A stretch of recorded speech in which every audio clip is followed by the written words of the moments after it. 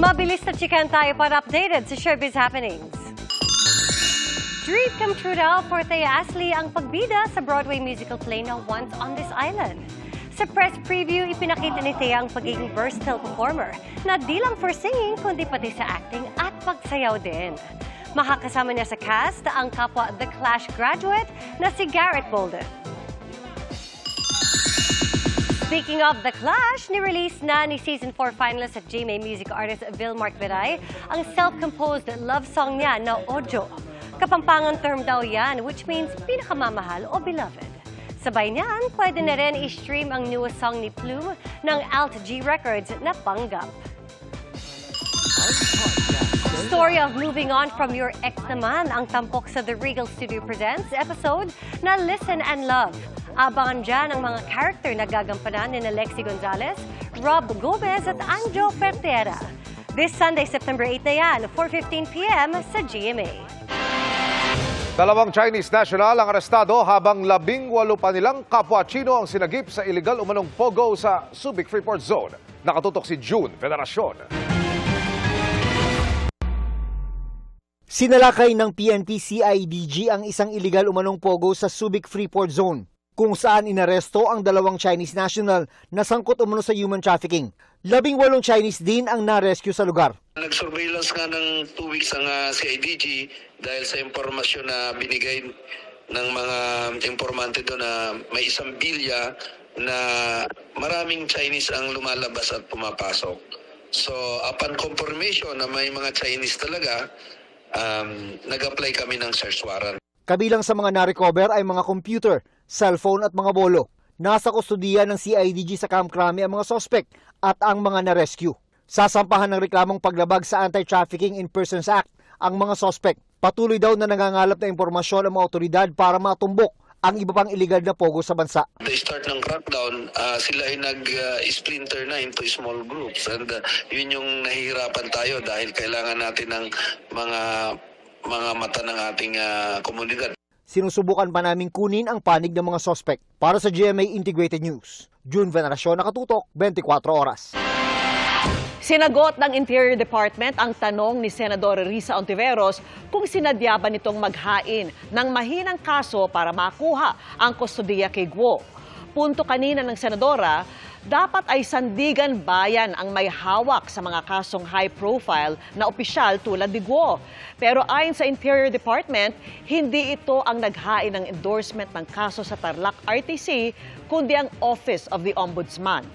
Alinsunod umano yan sa isang bagong batas ayon kay Interior Undersecretary Juan Victor Llamas. Bago nito, sa Ombudsman naghain ng reklamo ang Interior Department. Dahil nasa Tarlac RTC ang kaso, ito ang nagdesisyon sa kung saan ide-detain si Guo. Abiso sa mga motorista, magiging 100% cashless na ang pagdaan sa Cavitex. Ibig sabihin, RFID na lamang ang tatanggapin sa mga toll plaza simula po September 14. Kaya tiyaking may naka-install sa inyong sasakyan at may sapat itong load balance. Sa ngayon, nagpapatuloy ang dry run para sa contactless toll collection. Isang rehab facility sa Subic ang nagsilbing kanlungan ng ilang marine mammals na biktima ng stranding at dynamite fishing. Ang lagay ng cute na marine mammals sa pangangalaga nila, tinutukan ni Martin Javier. Meet rough-toothed dolphin Marshy, spinner dolphin Valentina, spotted dolphin Sam, and Maxine, a pygmy killer whale. But they're not your ordinary marine mammals. Dahil alam nyo bang biktima sila ng stranding at dynamite fishing? Taong 2004 na-rescue si Sam sa Samal, Bataan. Sa San Juan, Ilocos Sur naman nakitang stranded si Maxine noong December 2022 na nagkaroon ng pulmonary infection. Si Marshy natagpo ang may mga sugat sa katawan sa Dunsol, Pangasinan, May last year. Habang ang dynamite blast survivor na si Valentina sa Ilocos Norte natagpuan nitong March. 3 sa kanila nagkaproblema sa pandinig. Pero ngayon, on the road to recovery na ang rescued marine mammals na ito. Sa tulong ng rehabilitation facility ng Ocean Adventure sa Subic, na miyembro rin ng Philippine Marine Mammal Stranding Network. Dinadala sila doon sa rehab pen. At pag nag-recover na sila, kapag okay na sila, pag ready na sila, lilipat naman sila dito sa open water facility. Ang criteria namin is if the animal is still receiving medication, antibiotics, anti-inflammatories, then hindi pa sila pwedeng i-release.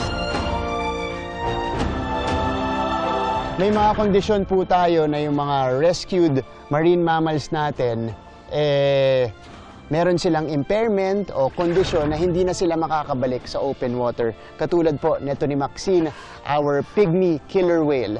Medyo po bingi na yung kabilang side niya. So pag bumalik siya sa open water, delikado na para sa kanya. Para sa GMA Integrated News, ako si Martin Javier, nakatutok 24 oras.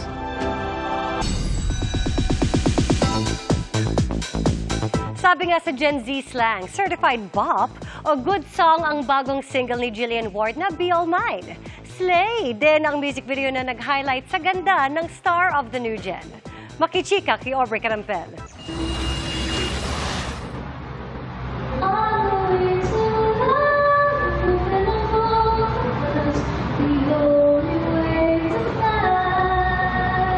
Mula sa pagkukover lang ng kanta sa TikTok,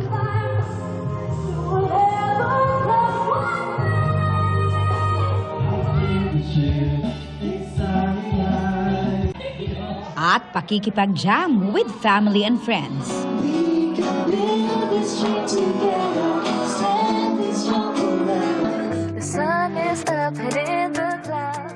Ngayon, may bago ng single ang star of the new gen na si Jillian Ward. Ang Be All Mine na tungkol sa young love. Lit na lit at certified bop.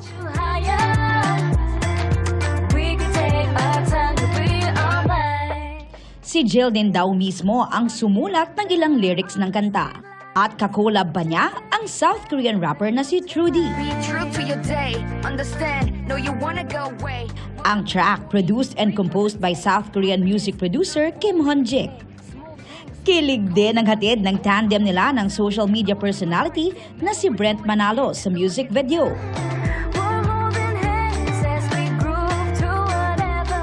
Umaasa raw si Jill na maipapakita sa brand new single ang kanyang talent sa pagkanta at pagiging performer.